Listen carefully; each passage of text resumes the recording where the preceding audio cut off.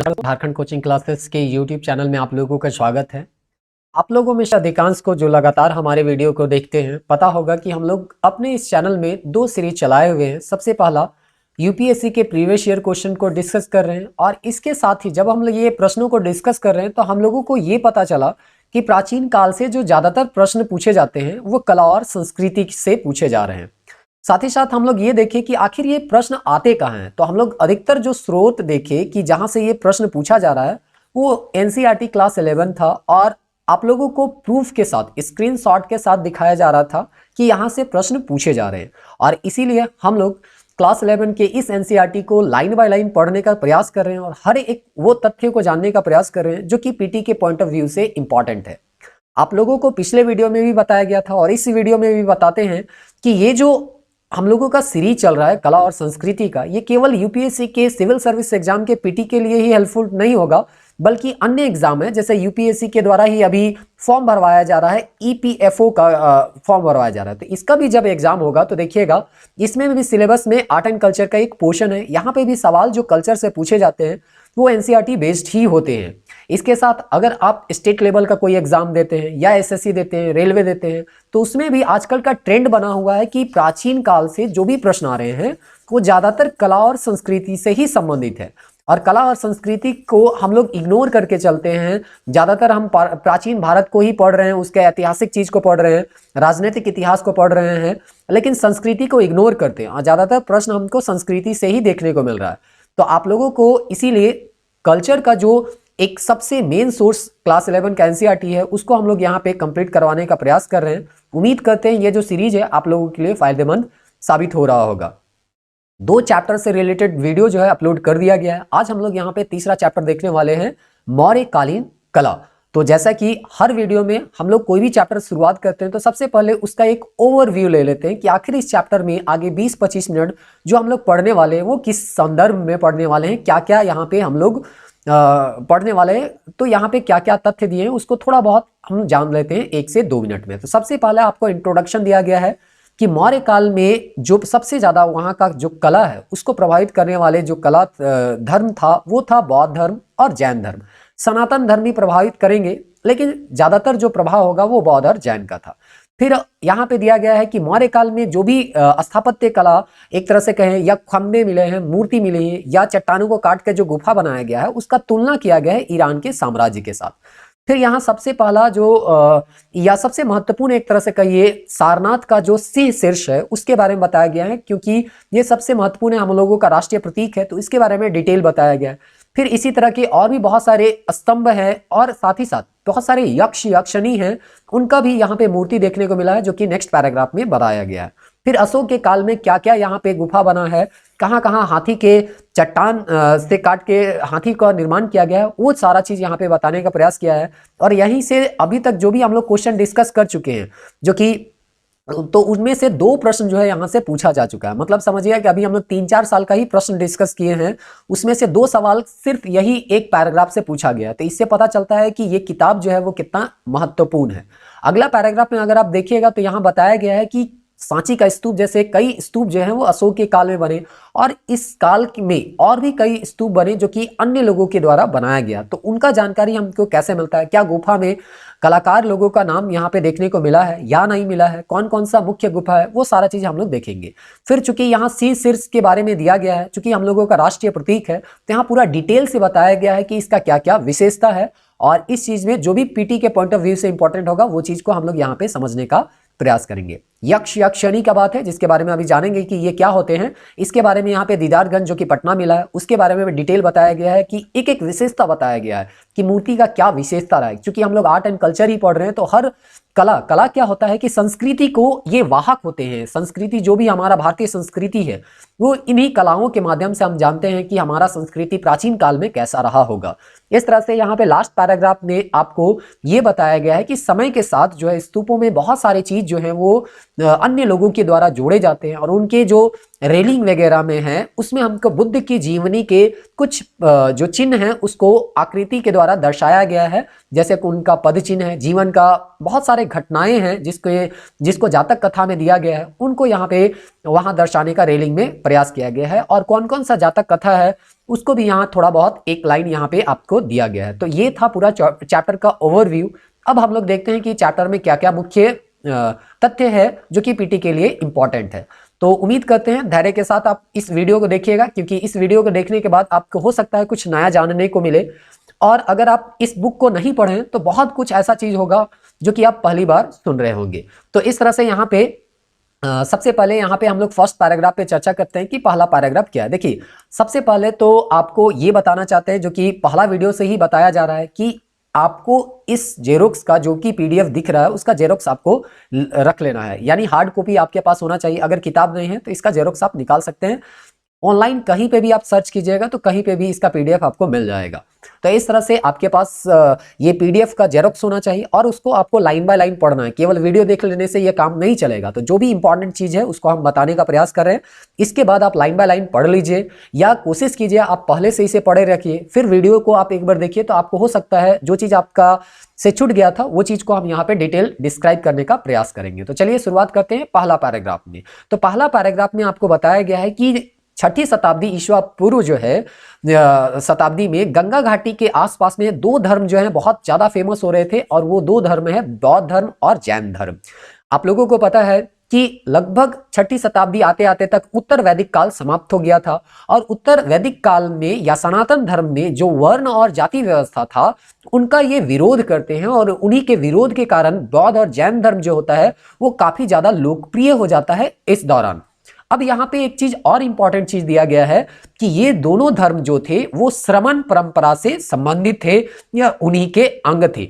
और ये श्रमण परंपरा जैसे आपका आता है, आपको ये चीज क्लिक कर जाना चाहिए कि ये क्या है, इसको जानने का आपका उत्सुकता होना चाहिए। क्योंकि जब भी एनसीईआरटी पढ़ते हैं तो हो सकता है कुछ ऐसे शब्द हैं जिसको डिटेल में नहीं दिया गया है, लेकिन वो काफी इंपॉर्टेंट होते हैं। अगर आप देखिएगा नेक्स्ट पैराग्राफ में या इसी पैराग्राफ में देखिएगा तो आगे इसी श्रमण परंपरा का और भी उल्लेख किया गया है।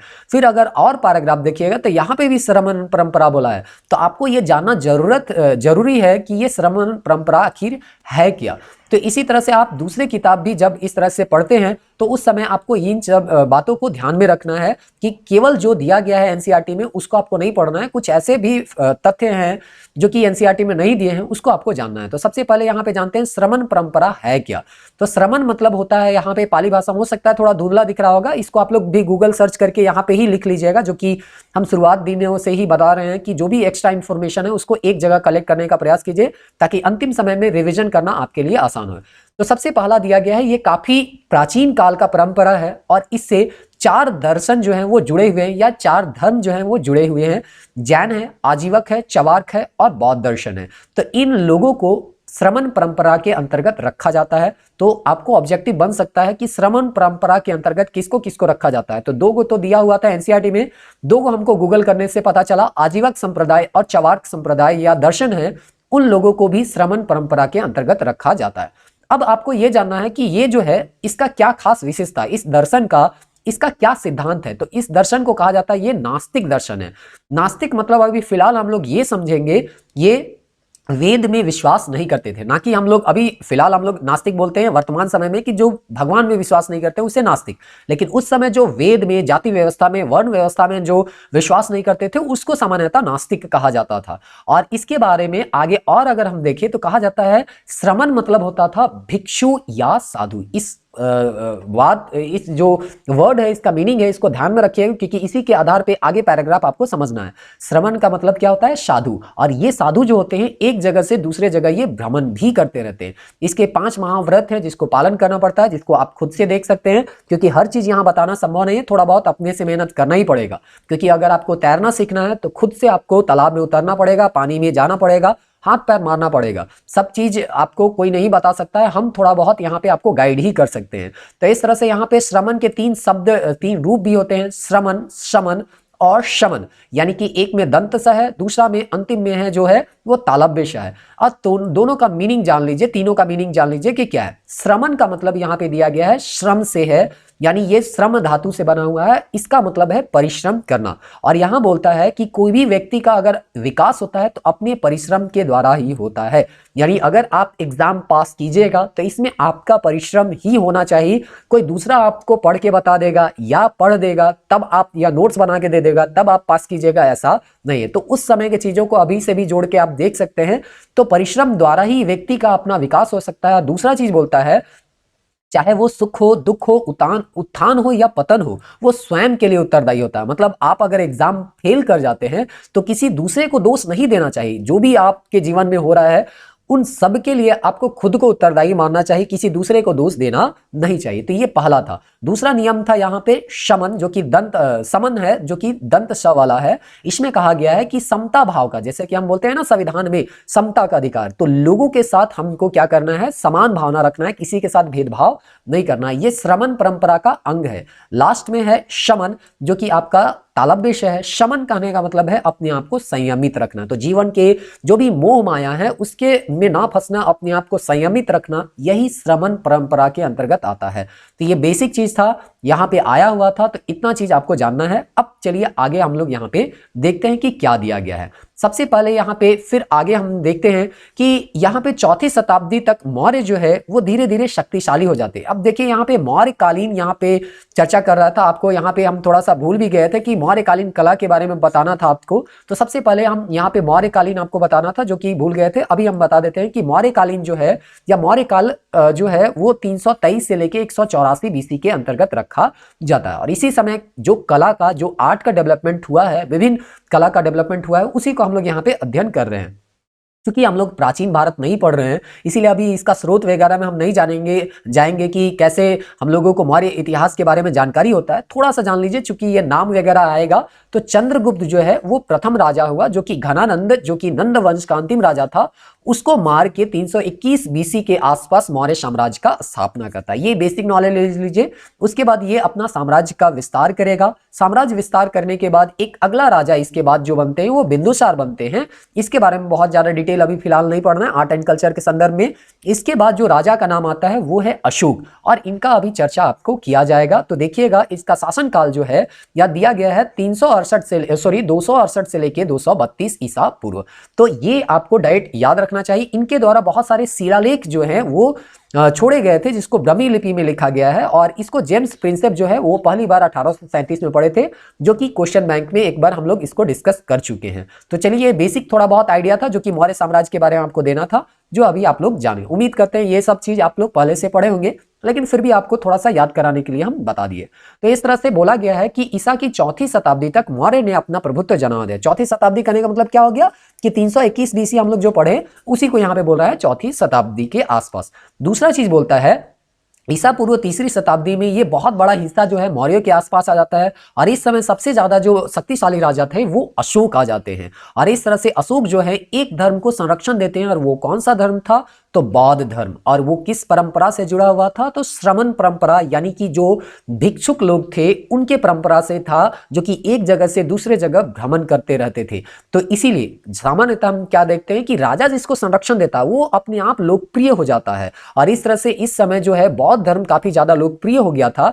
लेकिन यहाँ पे आपको एनसीईआरटी बताने का प्रयास कर रहा है, इसका मतलब ये नहीं है कि उस समय केवल बौद्ध धर्म या जैन धर्म ही फेमस था, अन्य जो सनातन धर्म थे वो भी फेमस था। और उस दौरान जो है सबसे ज्यादा जो पूजा किया जाता था वो यक्ष और यक्षिणियों का किया जाता था, यानी मातृ देवी का किया जाता था। और इस तरह से यक्ष हम किसको कहते हैं, जो विशाल मूर्ति होते हैं वो खुले स्थानों में, जैसे कि अभी तो मंदिर बनेगा तो देवता को मंदिर के अंदर रखते हैं ना, तो उस समय जो यक्ष का होता था वो काफी विशाल मूर्ति है, जो कि आगे आने वाले वीडियो में आपको दिखाएंगे। काफी विशाल मूर्ति होता था, वो खुले आसमान के नीचे होता था, जिसका वहां पे पूजा किया जाता था। तो कहा जाता है कि जब बौद्ध धर्म आया उससे पहले यक्ष और यक्षिणियों का पूजा किया जाता था, और ये काफी प्रचलित थे।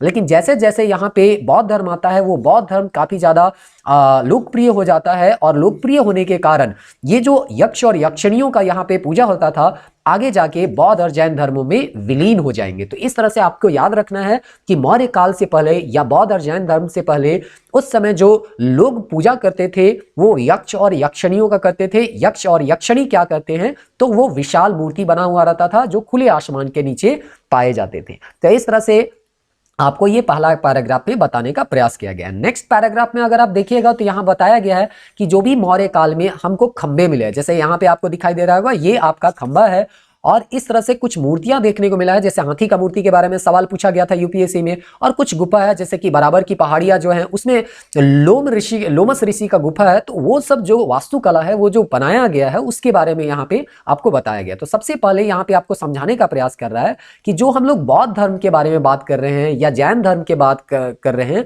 वो कौन से परंपरा से जुड़ा हुआ है, श्रमण परंपरा से।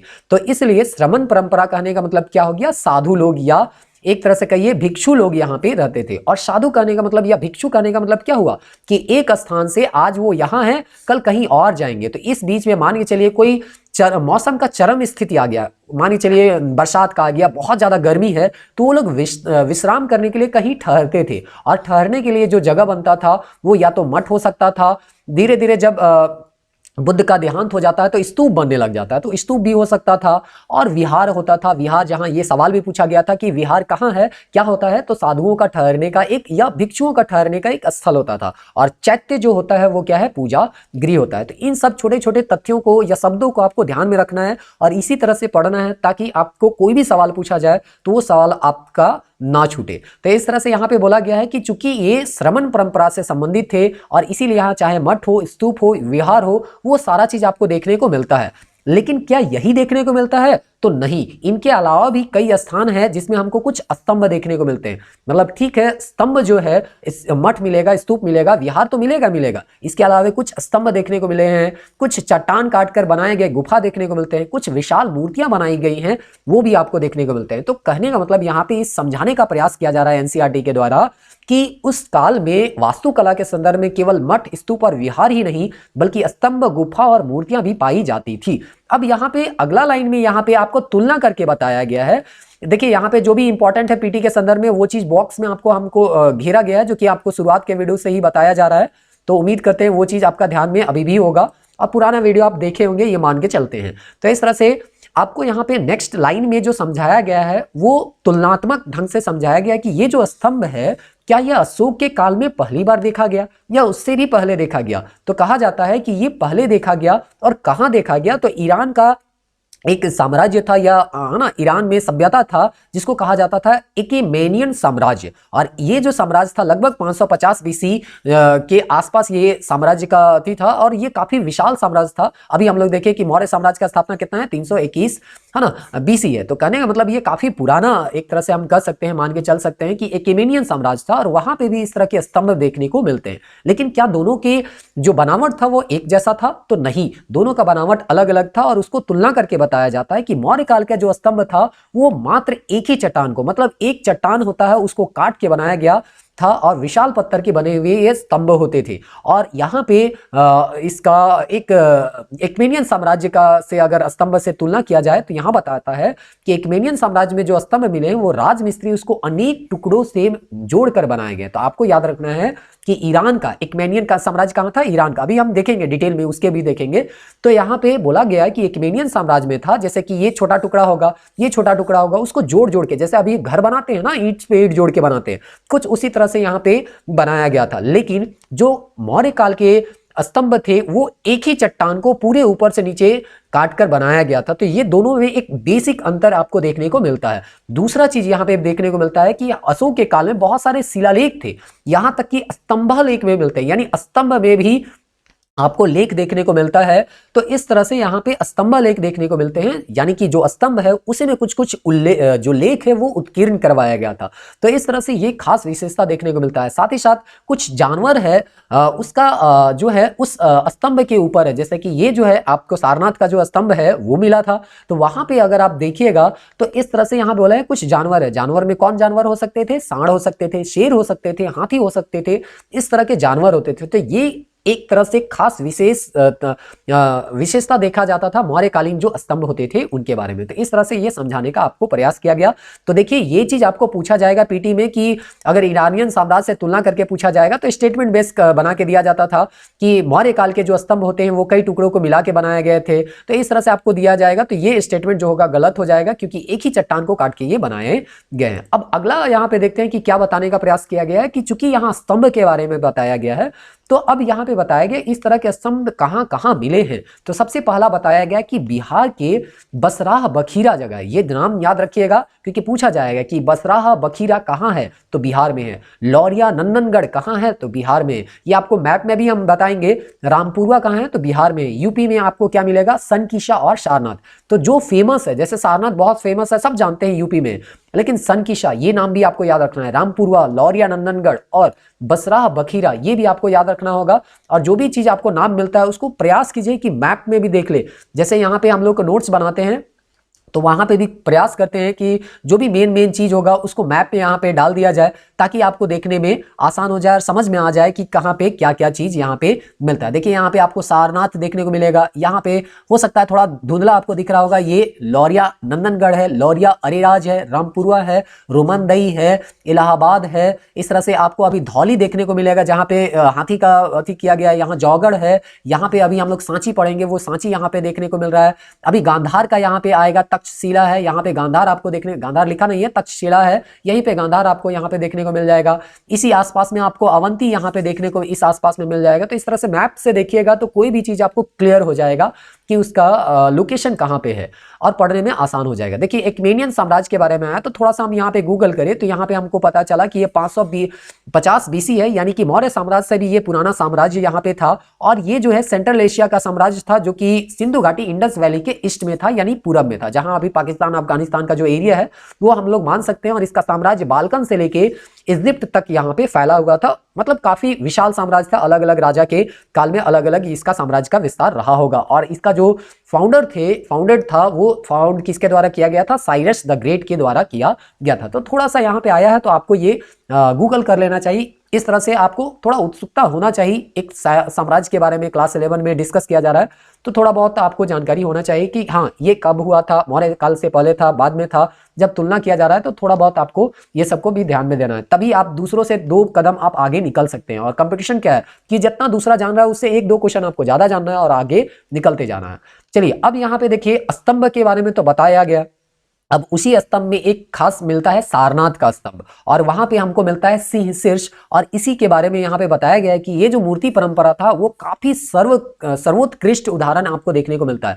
मतलब काफी बहुत ही बेहतर तरीके, इसको उच्च कोटि का एक तरह से हम मान सकते हैं, बेहतर तरीके से बनाया गया था। और इसीलिए तो इसको हम लोग राष्ट्रीय प्रतीक का दर्जा भी यहाँ पे देते हैं। तो यहाँ पे बोलता है कि इनके गोलाकार वेदी में दहाड़ते हुए 4 शेरों को यहाँ पे दिखाया गया है। बड़ी बड़ी प्रतिमाएं स्थापित की हैं। उस वेदी के निचले भाग में अगर देखिएगा घोड़ा है, सांड है, हिरन है, ये सबको गतिमान मुद्रा में दिखाया गया है। और साथ ही साथ यहाँ पे एक चक्र आपको देखने को मिलता है, स्तंभ शीर्ष धम्म चक्र मिलता है। धम्म चक्र प्रवर्तन का 24 तेली जो मिलता है ना, उसी को बोला गया है। तो ये क्या बताता है, धम्म चक्र प्रवर्तन के बारे में बताया गया, उन घटना का ये बता रहा है। तो धम्म चक्र प्रवर्तन आपको जानना चाहिए कि ये धम्म चक्र प्रवर्तन आखिर क्या है।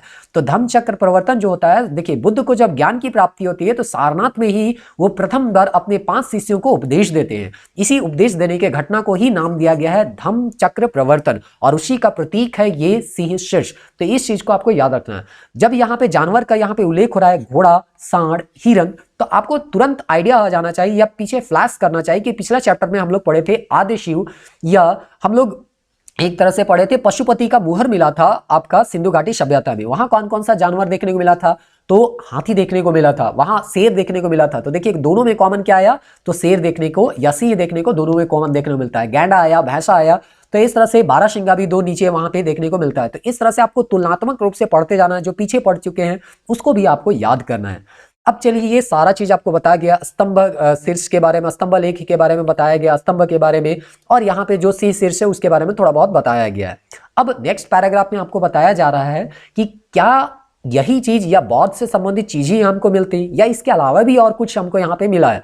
तो बोला जाता है ईसा की तीसरी पूर्व शताब्दी में यक्ष और यक्षिणियों और पशुओं की विशाल मूर्ति मिलती है। मतलब कोई भी बहुत, जैसे यहाँ पे देखिए ये काफी विशाल मूर्ति आपको यहाँ पे देखने को मिल रहा है। तो इस तरह से ये खुले स्थान में देखने को मिलते हैं। तो इसी को कहा जाता था यक्ष और यक्षिणी, या इसी तरह के विशाल पक्षी के भी क्या मिले हैं, या सॉरी पशुओं के भी क्या मिले हैं, मूर्तियां देखने को मिलते हैं। और इस तरह से यहाँ पे ये चट्टान काटकर बनाया गया गुफा भी आपको यहाँ पे देखने को मिलता है। चट्टान काटकर बनाए गए गुफा मिल रहा है, जो कि आज के स्मारक, अनेक स्मारक जो कि उस समय बनाए गए थे, आज भी मौजूद आपको देखने को मिलते हैं। और उन्हीं में से आज सवाल बनाया जाता है जो कि उस समय के बनाए गए थे, लेकिन अभी तक वो अस्तित्व में बचे हुए हैं। तो इनका जानकारी तो आपको होना चाहिए। और वैसे भी क्लास 11 में दिया गया है, तो जो चीज क्लास 11 में दिया गया है, आयोग आपसे इतना तो उम्मीद कर ही सकती है कि 11 क्लास का जो भी फैक्ट है वो थोड़ा बहुत आपको आइडिया होना चाहिए। 100% ना हो, लेकिन एक थोड़ा बहुत ओवरव्यू तो आपके पास होना चाहिए कि हाँ, लौरिया नंदनगढ़ कहाँ है, अरिराज कहाँ है, कुशीनगर कहाँ है, सारनाथ का जो स्त्री स्तंभ मिला है उसमें कौन कौन से जानवर का चित्र जो है उकेरा गया है, ये सब बेसिक आइडिया है जो कि आपका राष्ट्रीय चिन्ह है।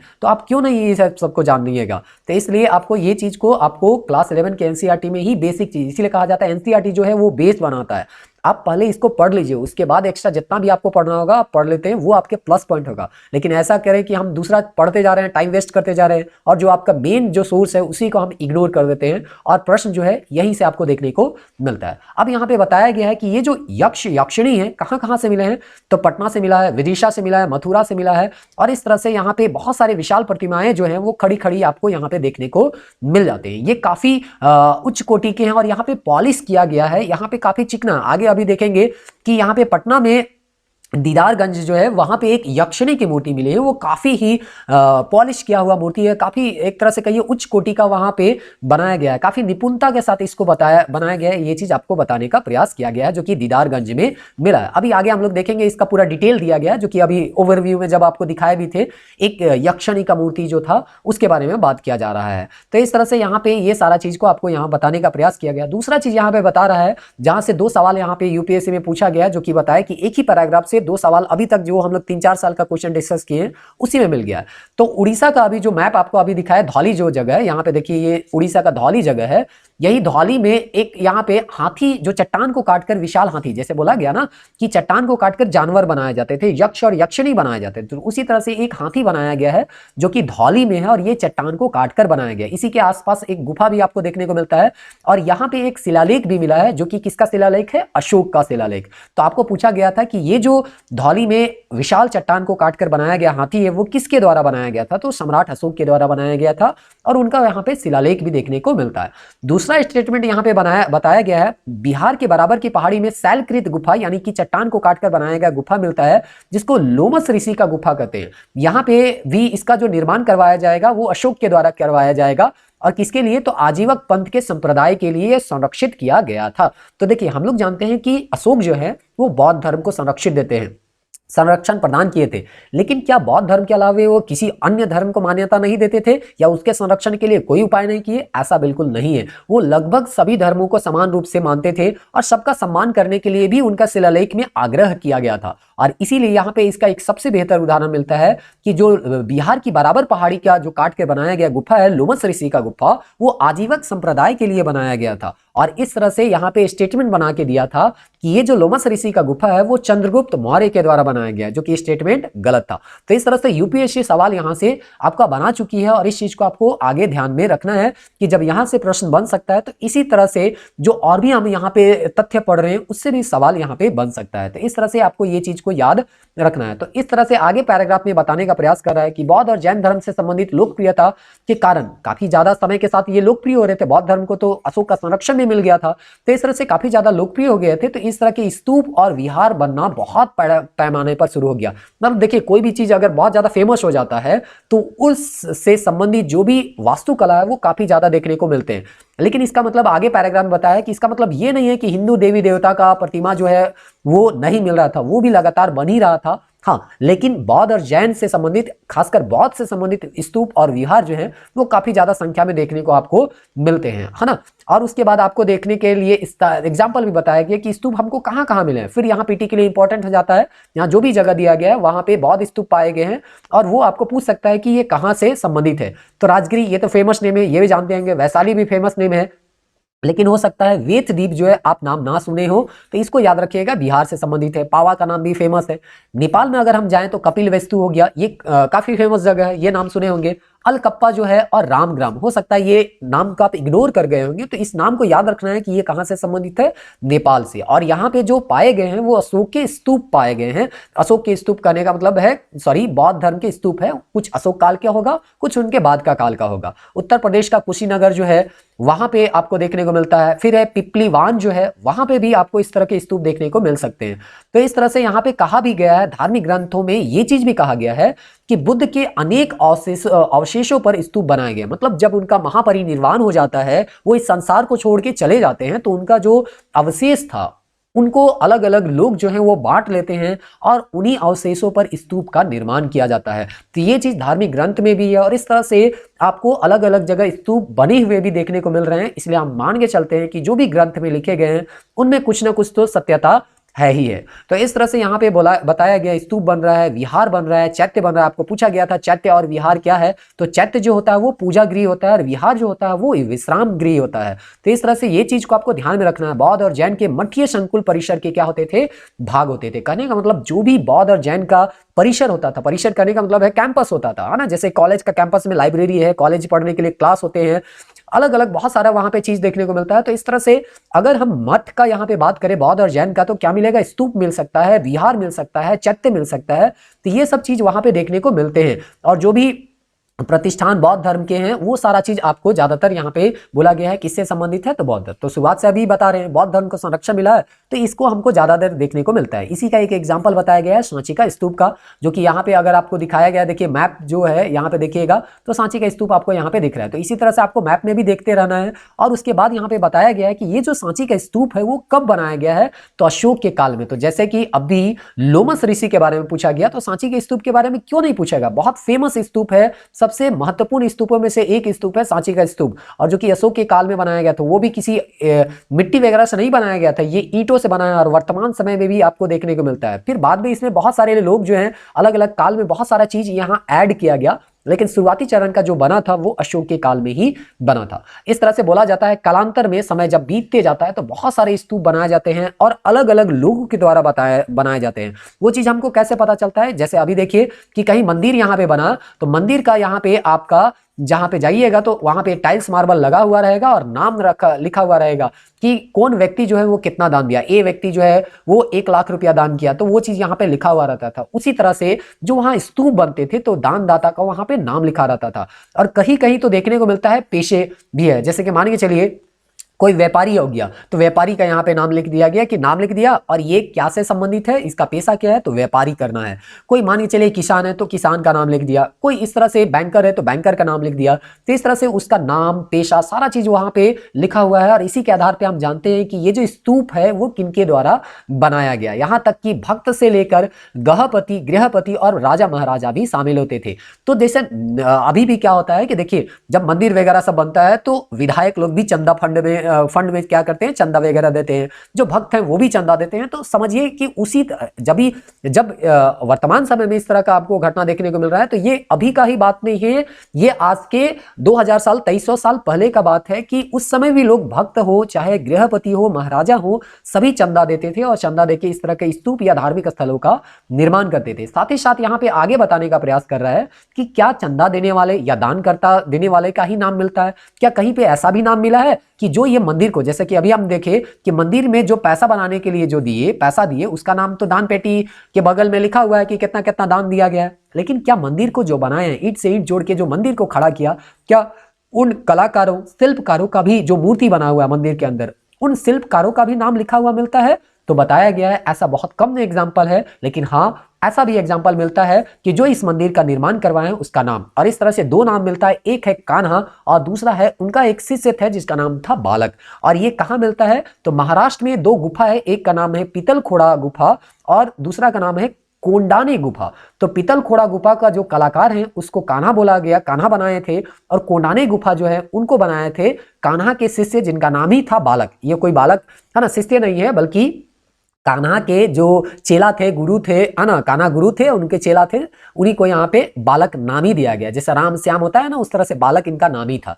तो इस तरह से बालक और कान्हा का नाम मिला है। ऐसे करते करते यहाँ पे ये भी बताया गया है कि जैसे वहां पे अलग अलग पेशा का नाम लिखा हुआ रहता था, उसी तरह से यहाँ पे कौन क्या है, कलाकार किस तरह के कलाकार है उसको भी बोलता है कि कौन स्वर्णकार है, कौन पत्थर घिस के चमकाने वाले थे, कौन बढ़ई थे, उसको भी यहाँ पे दर्शाया गया है कि फलाना व्यक्ति बढ़ई है, कोई स्वर्णकार है, सोने से बनाया गया है ना वस्तु को या मूर्ति को वहां स्थापित किया गया है। तो इस तरह के नाम भी आपको देखने को मिलते हैं।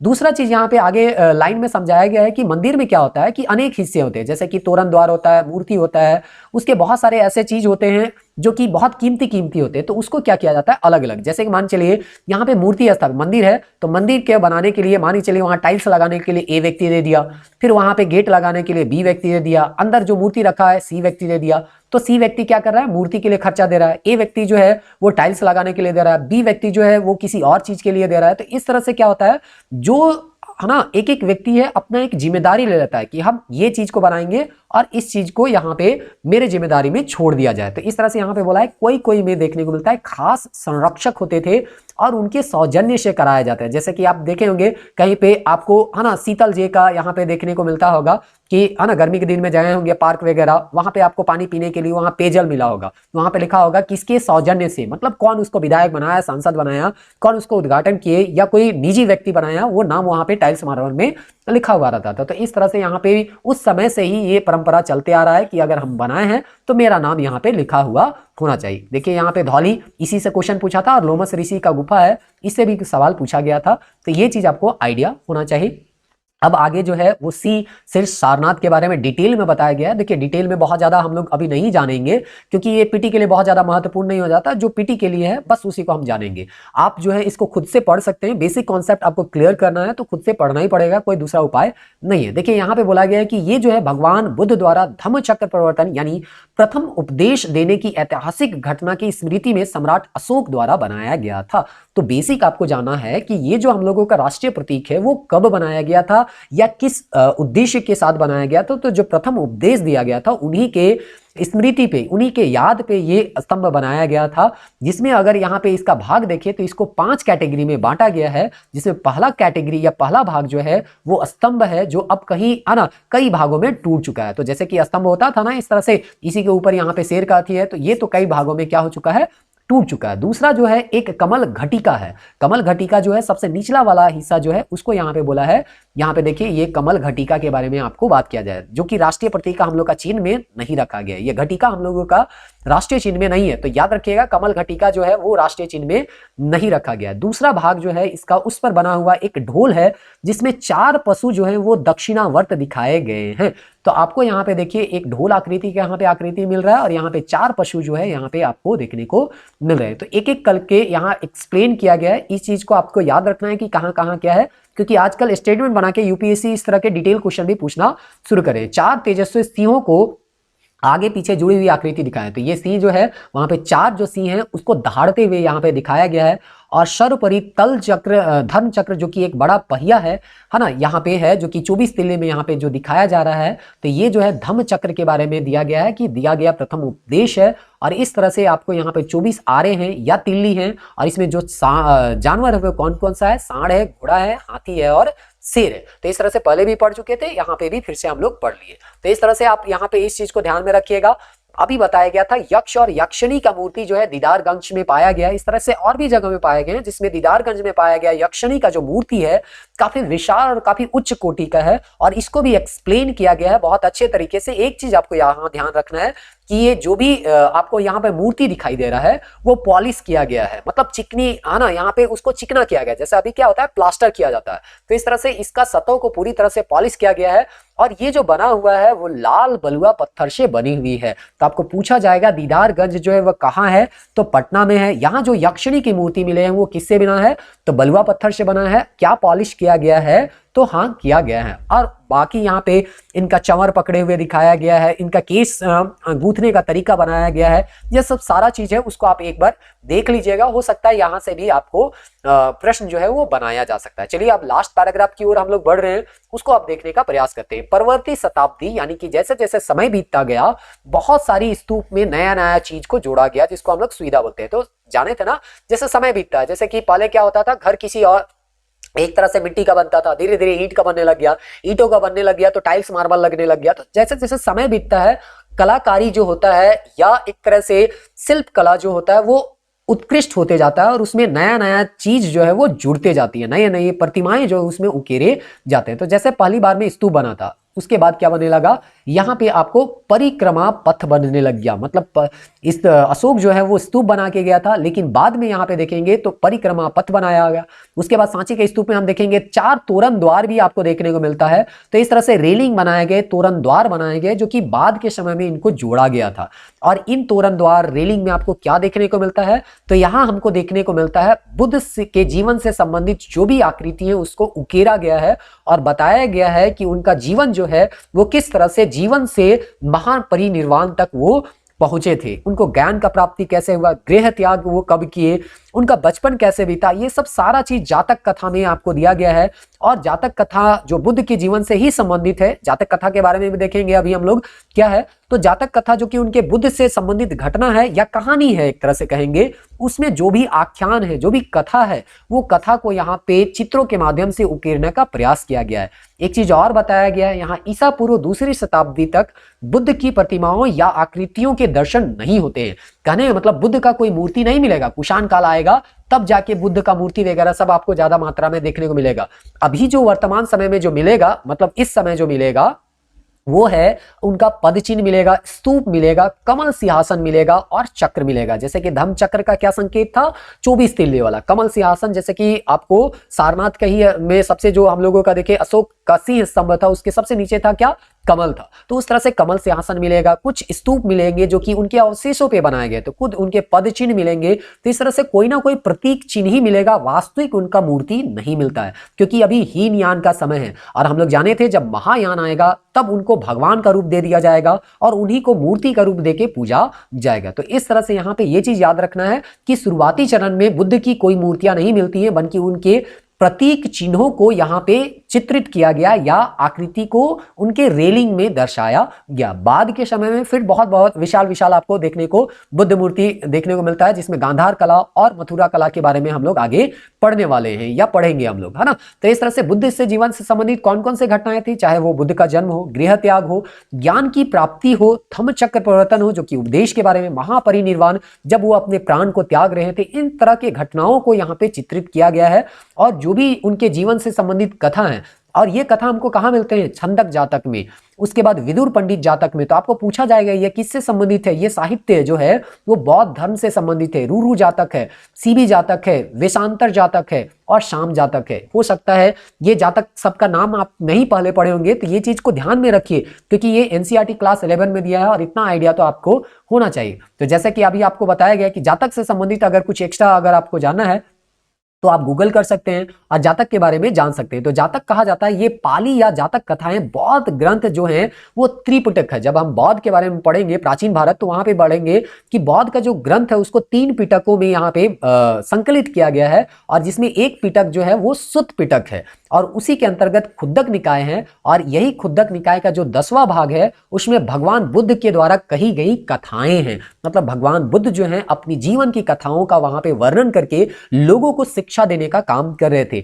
लेकिन कुछ विद्वान का मानना है कि महापरिनिर्वाण के बाद, है ना, उनके जो शिष्य थे वो भी इन कथाओं को, उनके द्वारा भी कुछ कथाएं कही गई और उन कथाओं को भी यहाँ पे जोड़ा गया, और इस तरह से इन कहानियों का जो संग्रह हो गया वो 600 से के लगभग कहानियां आपको देखने को मिलती हैं। और यह जो कहानियां हैं लगभग 300 वर्ष पूर्व की घटनाएं, ईस्वी सन से पहले 300 वर्ष, मतलब आज से समझ लीजिए लगभग 2300 साल पहले की कहानी और कथा हमको इस जातक कथा में सुनने को मिलता है। इसका मुख्य उद्देश्य क्या है, तो मनोरंजन के माध्यम से नीति और धर्म को समझाने का प्रयास। जैसे अभी हम क्या कहते हैं कि कोई कोई ऐसा पिक्चर होता है जो समाज में एक संदेश देता है, जैसे कि देशभक्ति पिक्चर बनते हैं, तो लोगों में देशभक्ति की भावना जगाने के लिए पिक्चर बनता है, फिल्म बनता है।